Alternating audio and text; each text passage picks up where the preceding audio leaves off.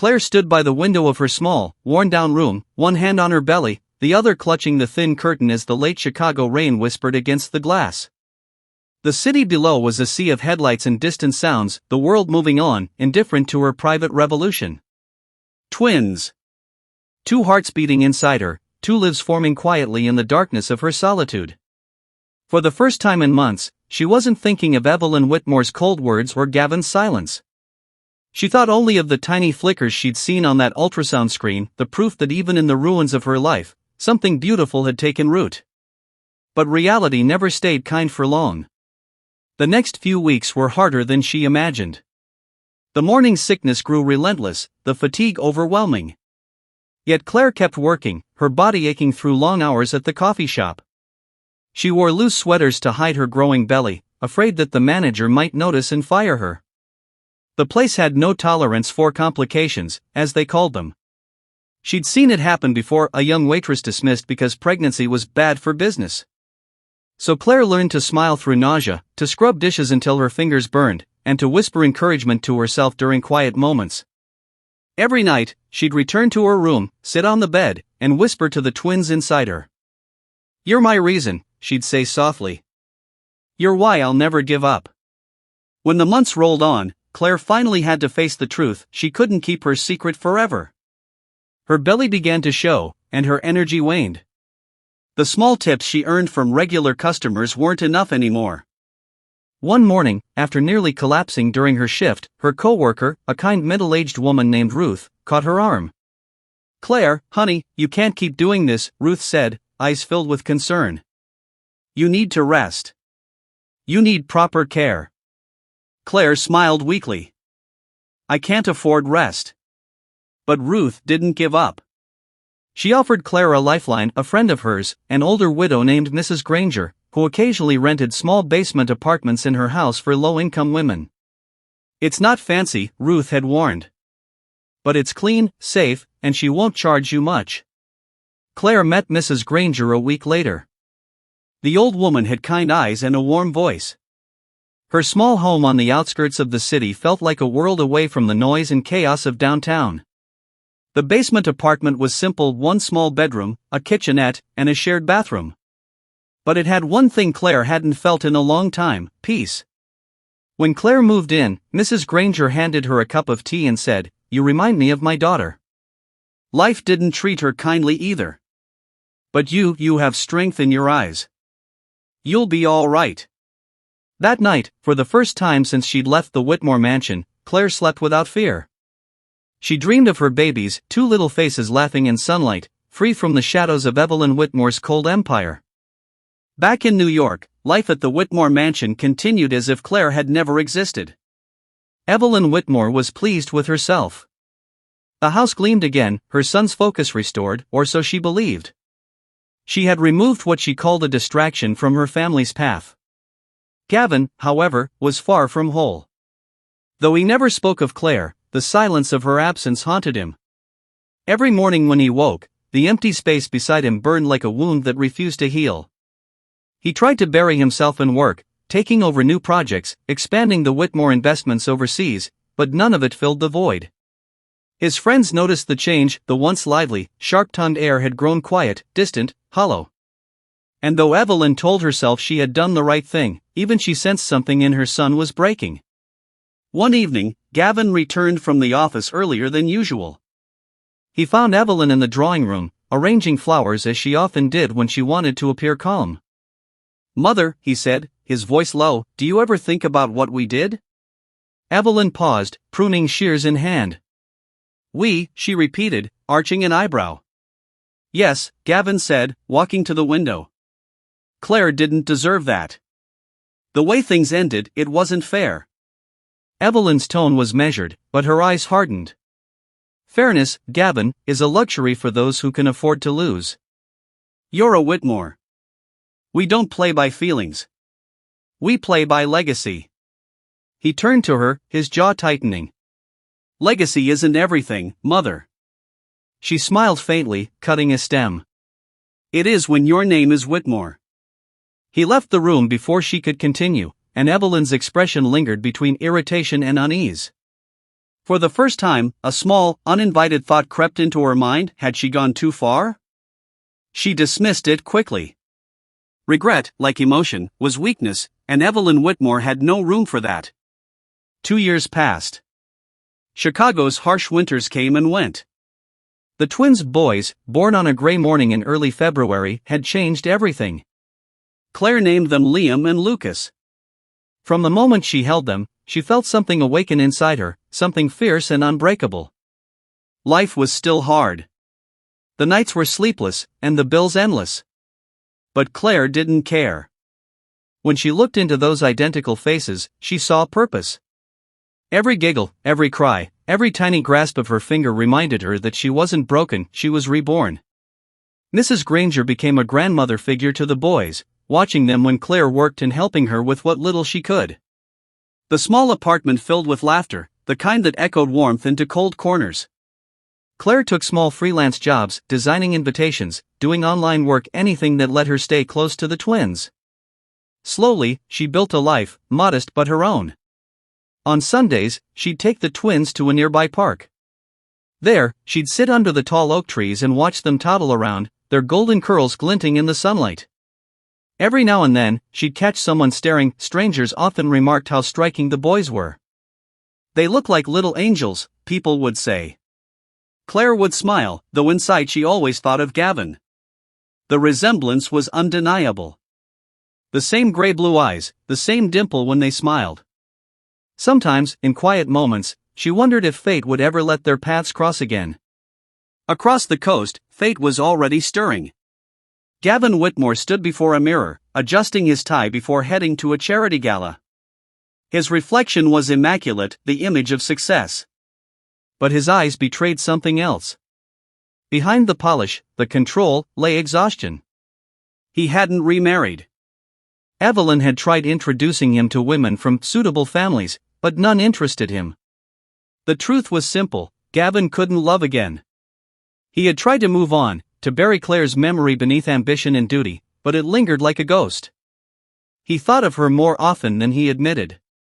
Sometimes, when he saw a woman on the street with chestnut hair, his heart skipped before logic reminded him Claire was gone. Once, he even drove to Chicago on business, catching himself searching faces in crowds. He never told Evelyn, of course. She wouldn't understand, or perhaps she'd understand too well and call it weakness. At the gala, Gavin's life was on display again. Cameras flashed, hands shook, smiles exchanged, the Whitmore air, charming and successful, just as Evelyn had planned. But beneath it all, the loneliness deepened. It wasn't until 7 years later that everything changed. Gavin had traveled to Chicago for an investors' conference. His schedule was packed: meetings, lunches, press interviews. But fate doesn't check calendars. That morning, after one of the sessions, he decided to take a short walk downtown. It had been years since he'd walked without purpose. The city air felt strangely refreshing. He wandered into a small park, where the sound of laughter drew his attention. Children ran across the grass, parents watching from benches. And then, he saw them. 2 boys, identical, about 6 years old, chasing each other near the fountain. Their laughter was bright, their energy endless. But what stopped Gavin cold was their faces. The hair. The eyes. The smile. His heart slammed in his chest. It couldn't be. It couldn't. He moved closer, drawn by something primal. The boys were giggling, one shouting, "Liam, stop it," and the other responding, "You can't catch me, Lucas." Liam. Lucas. The names hit like lightning. He stood frozen, every breath shallow. His gaze locked on their faces, the reflection of his own childhood photographs. Then he heard a voice. A soft, familiar one. "Boys, come here." Claire. She looked different, older, yes, but radiant in a way she never had been before. Her eyes, once dimmed by pain, now carried strength. She walked toward the twins, crouching to fix one's jacket, smiling as they spoke over each other. Gavin couldn't move. His entire body trembled, torn between disbelief and something else, realization. Those boys, they weren't just familiar. They were his. The world seemed to blur around him. Every sound dulled except for their laughter. Every color faded except for her and them. He took a step forward, then stopped. What right did he have? He had destroyed her life, thrown her out under his mother's pressure, chosen legacy over love. And yet here they were, the legacy he had been told he'd never have, living proof of what Evelyn Whitmore had called impossible. His throat tightened. The words wouldn't come. But then, Claire turned. Their eyes met. Time froze. Her expression shifted, confusion, shock, then something colder. She held her children's hands instinctively, pulling them closer. For a moment, Gavin thought she might run. But she didn't. She just stared, trembling, her face pale as the truth sank in for both of them. Gavin's lips parted, voice barely a whisper. Claire. She didn't answer. Her eyes glistened, but her jaw was firm. We should go, boys, she said softly, turning away. Wait, Gavin said, taking a hesitant step closer. Claire, please. But she didn't stop. She walked fast, the boys at her sides, their laughter replaced by confusion.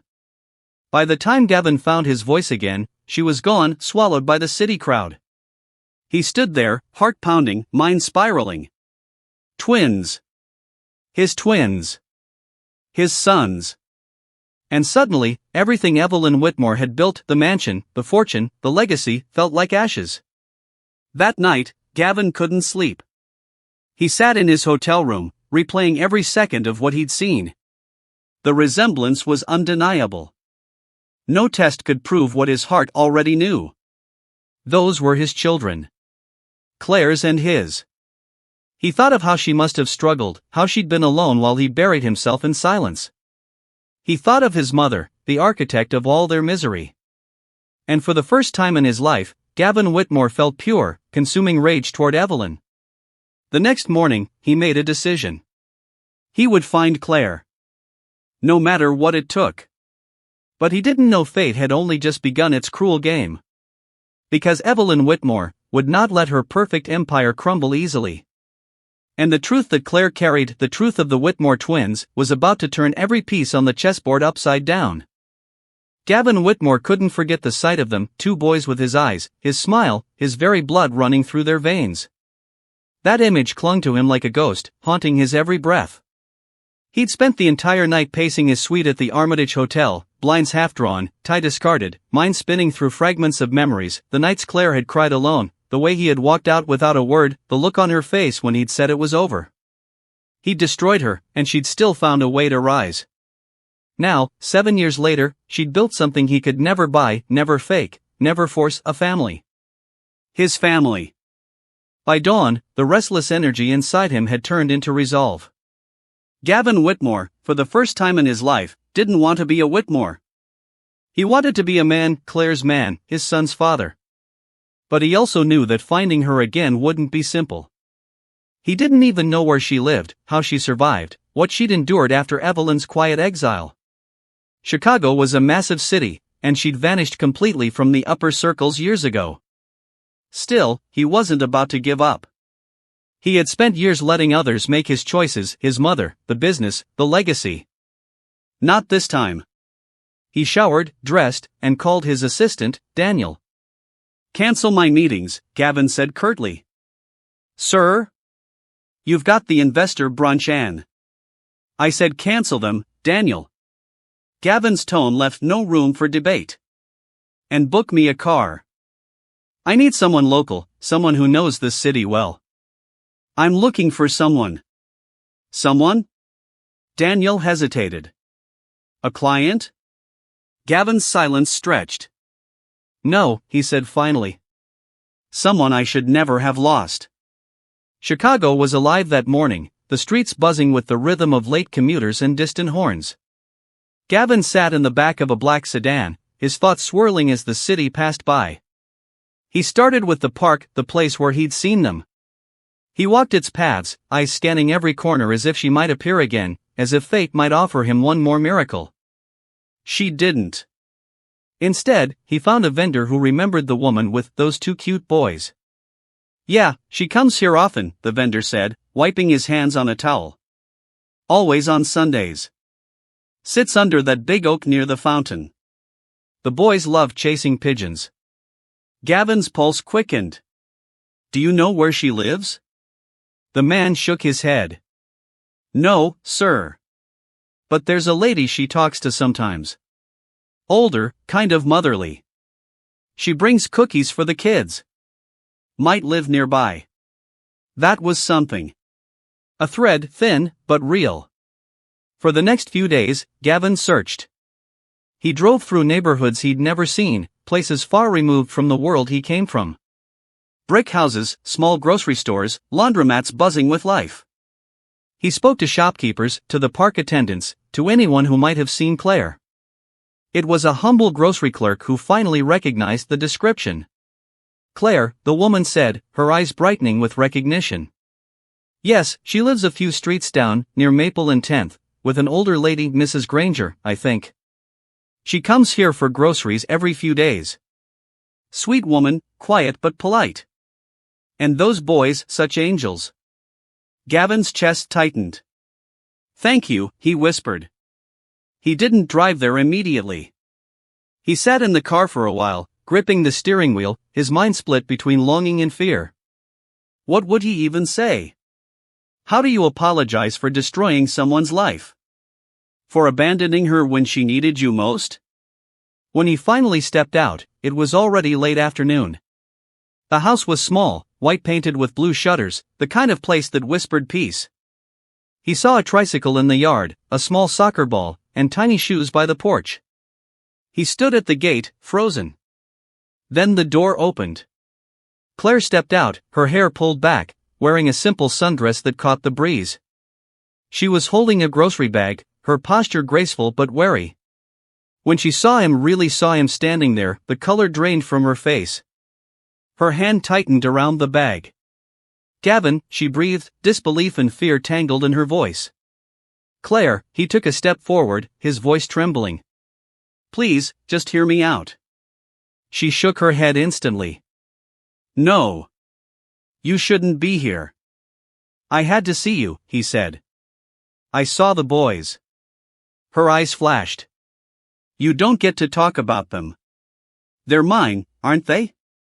His voice cracked on the last word, raw, pleading. Claire's lips parted, but no words came. For a moment, all she could do was stare. Then she whispered, You lost the right to ask that question the day you walked away. Gavin swallowed hard, the truth of her words slicing through him. I know, he said softly. I know I don't deserve this. I needed to see you. To explain. Please. Explain? Claire let out a broken laugh, her eyes glassy. Explain how you threw me out like trash? How you let your mother decide our lives? Or maybe you want to explain why you never once looked for me in 7 years? Each word was a blow, but he didn't flinch. He deserved every one of them. I was a coward, Gavin said, his voice low, trembling. I let her control everything. I thought I was doing what was right for the family. But I was wrong, Claire. So wrong. And when I saw them, his voice faltered. When I saw them, it broke me. I can't undo what I did, but please, let me at least see them again. Her silence stretched. Behind her, the faint sound of laughter drifted from inside, the boys playing. Claire's eyes softened for the briefest second, then hardened again.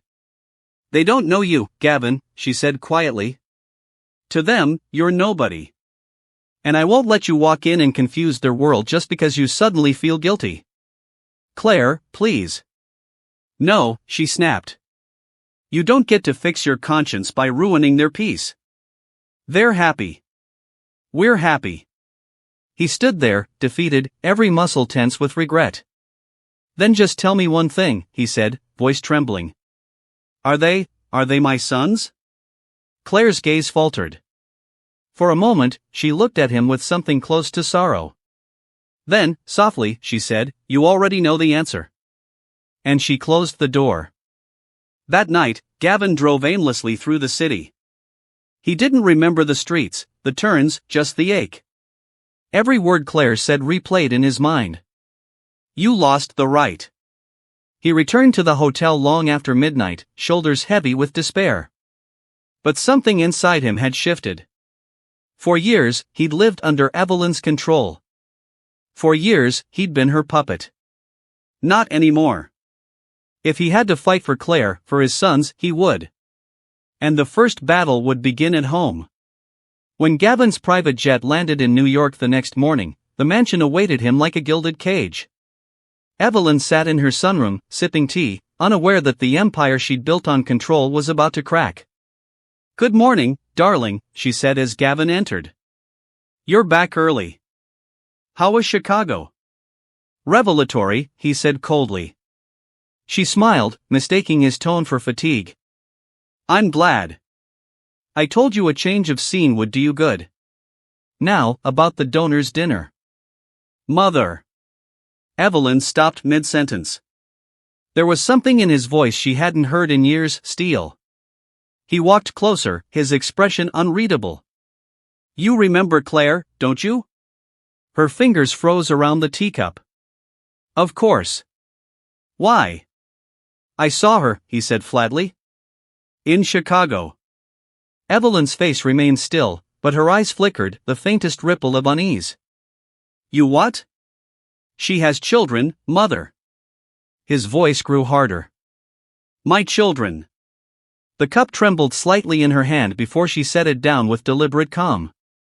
That's impossible. No, Gavin said sharply.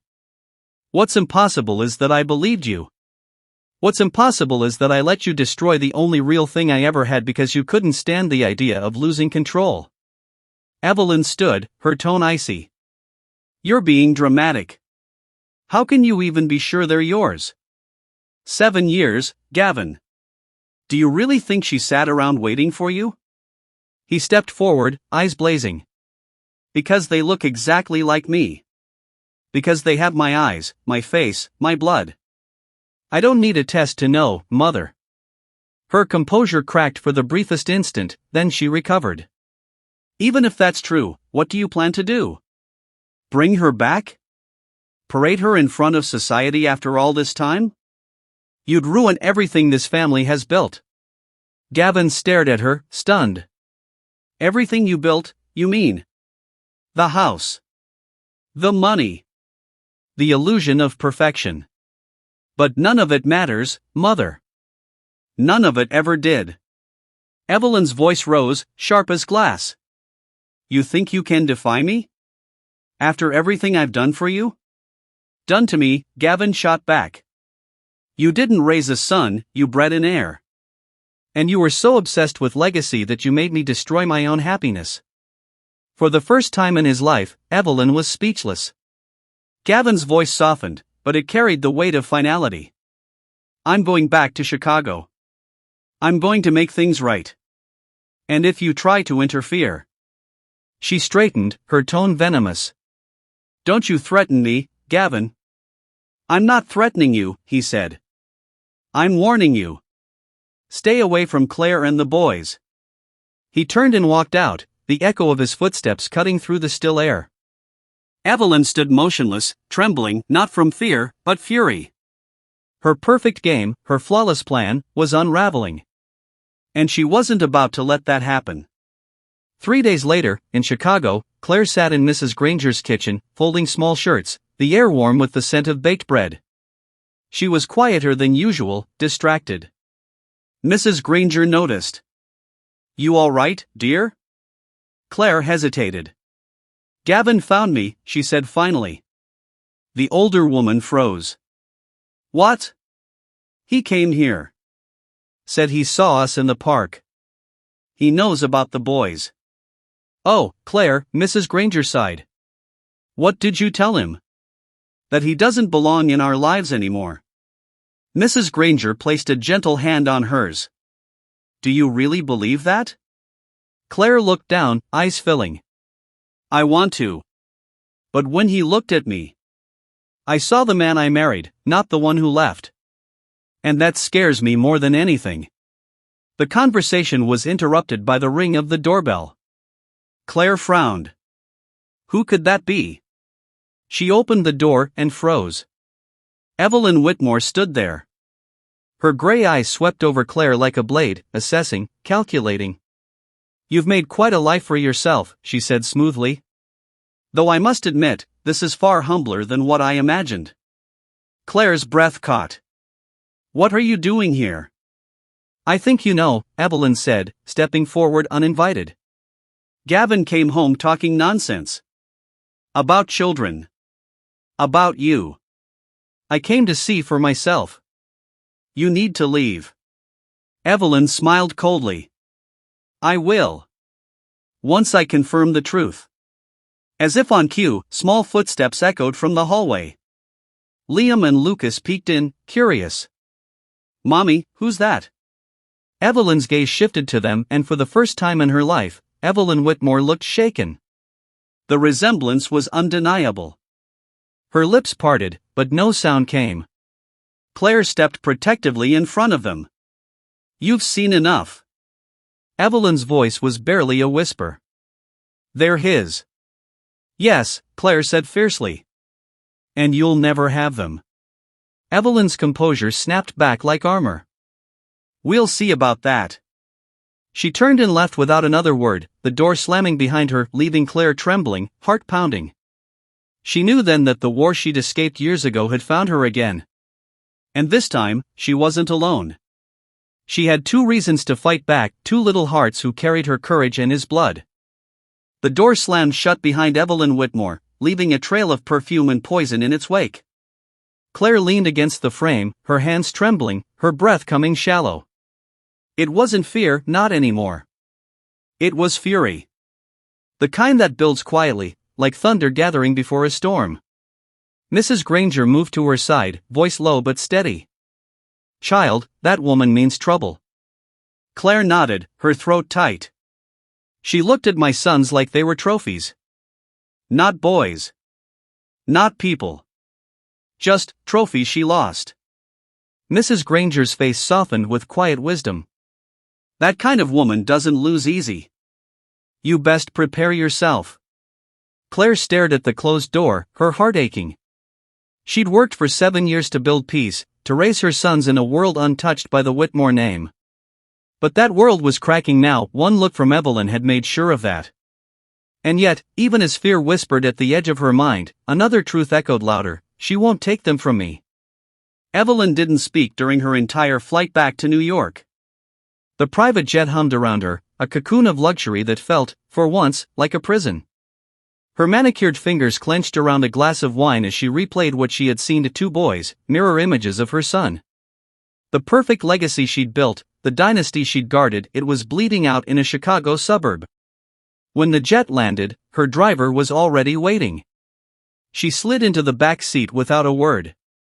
Her eyes burned with a new kind of resolve, not the pride of a matriarch, but the rage of a woman who refused to be dethroned. By the time she reached the mansion, she already had a plan.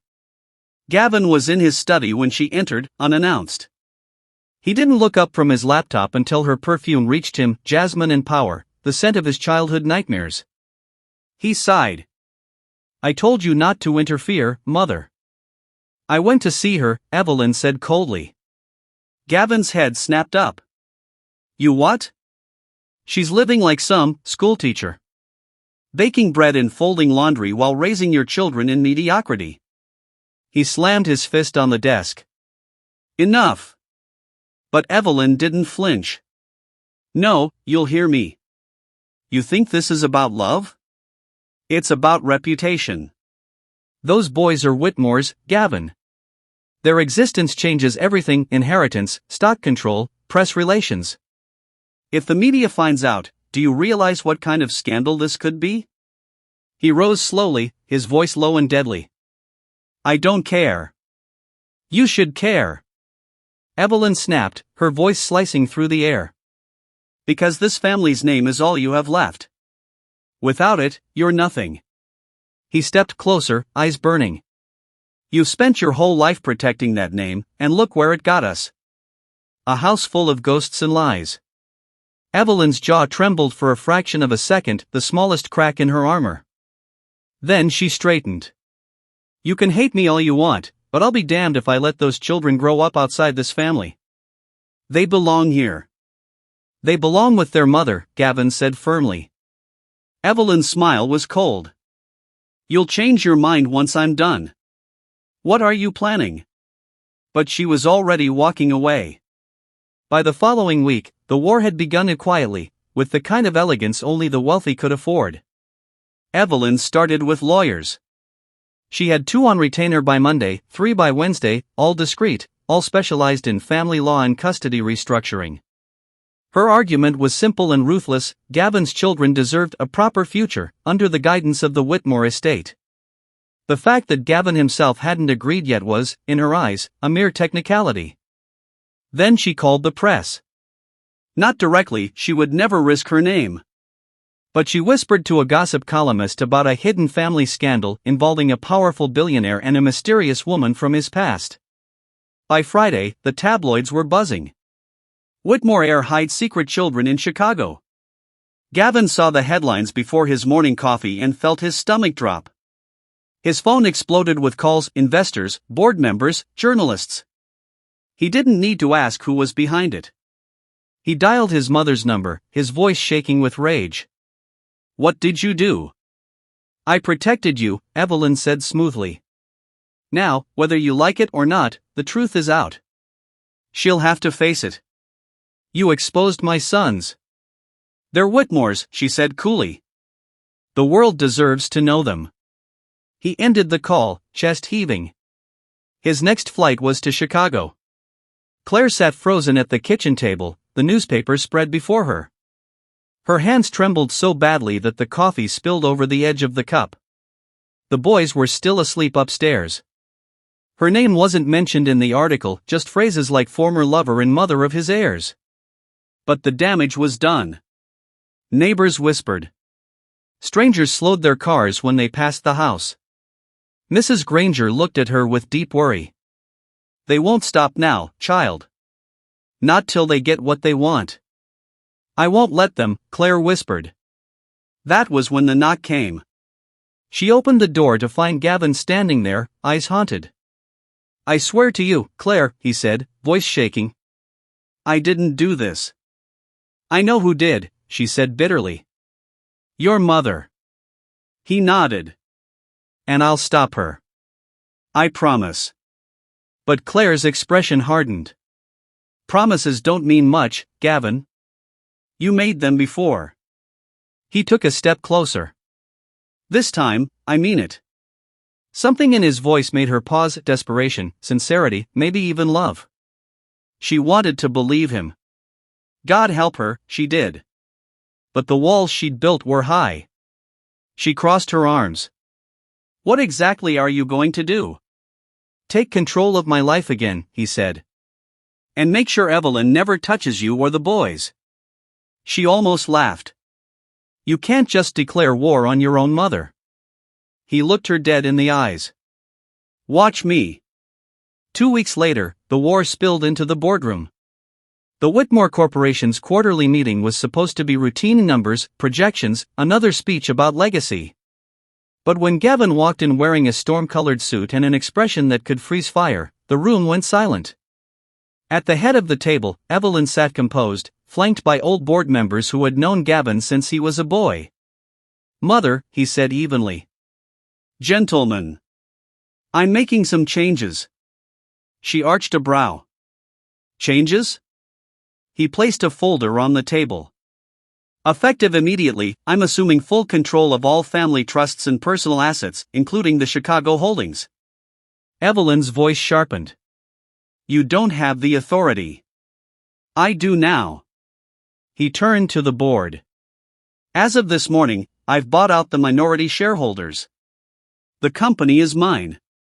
The board members exchanged stunned glances. Evelyn's mask cracked. You wouldn't dare. Oh, I already did. Gavin leaned forward. And if you ever go near Claire or the boys again, I'll make sure your name is erased from every plaque and portrait in this building. Evelyn's lips parted in disbelief. You'd destroy me for her? He met her gaze without blinking. No. I'd destroy you to protect them. For a long moment, they stood locked in silence, mother and son, power and defiance colliding like thunderheads. Finally, Evelyn spoke, her voice trembling with barely contained rage. This isn't over. Gavin smiled coldly. It never is. That night, back in Chicago, Claire sat on the porch as the boys slept. The city was quiet, stars faint behind thin clouds.